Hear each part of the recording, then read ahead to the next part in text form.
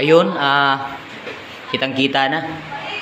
Napakaganda na po ng lights natin kung saan naikabit ko na po. Ayan, makapansin nyo mga kumbate. Ayan. Hindi pa nga yan natatapos lahat pero nakikita na ko. Bali yung control niyan nandito sa may remote na to mga kumbate. Bali itong remote na to nilagyan ko ng para diretso hanggang doon sa strip light, makokontrol niya po. Ito, pag pinindot yung off, pag pinindot po yung naka-off niyan, mamamatay po yan. Ayan. Pag in-on mo naman po, ayan, on na yan. Bali yung nakasalalay ko sa remote, kahit nakahiga ka, pag ayaw mo na ng ilaw, pwede mo nang i-off dito.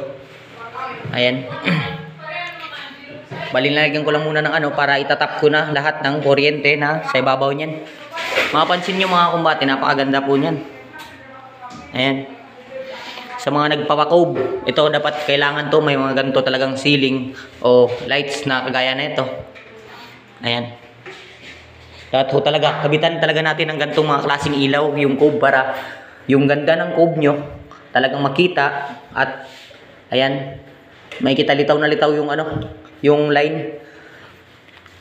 Kaya ko nilalagay sa metal paring mga kumbate dun sa may partition niya para yung ilaw niyan straight at tuwid na tuwid.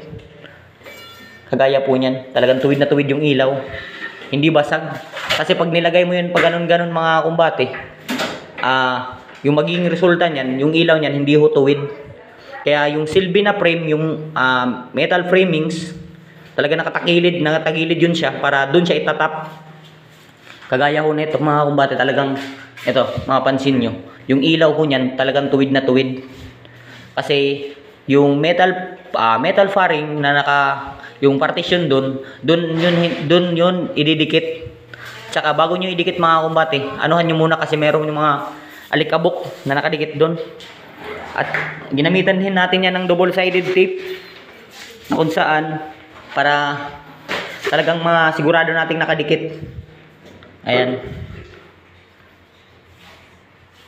Nakadikit na. Bali, ayan na, maganda na tignan. Talagang napakaganda tignan mga kumbate, hindi pa nga yan natatapos lahat yung pintura. Bali, eto. Nag-apply na kami dito sa may siding. Sa may sa may window job. Ayan, gray. Saka mga baseboard nito, gray. Bali yung isang strip light na ito mga kumbate, mapapansin nyo, meron siyang 15 colors. Meron siyang 15 colors mga kumbate.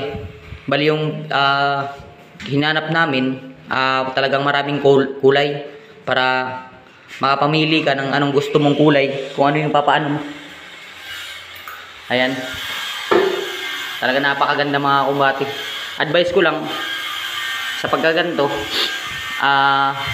talagang yung cob nyo dapat lagyan nyo talaga ng lights para makuha at makita kung gaano kaganda yung ating cob. Dahil sa lights yan makikita litaw na litaw mga kumbate. Ako mga kumbate, hindi tumatanggap po kami ng kahit anong trabaho, basta construction works lang. Lights, electrical, paintings, tiles, framings, trusses, lahat po yan mga kumbate. Lahat po natin tinatanggap po natin lahat yan. Pag nililipat, dito lang po.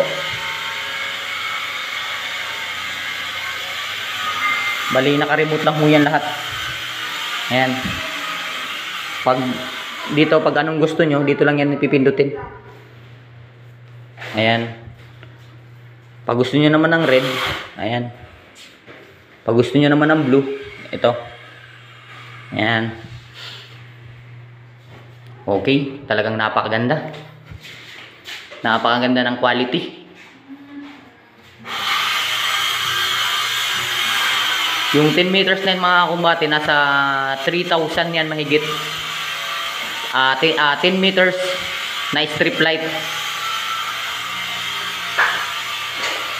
Ayan, so hanggang doon lang muna. Maraming salamat.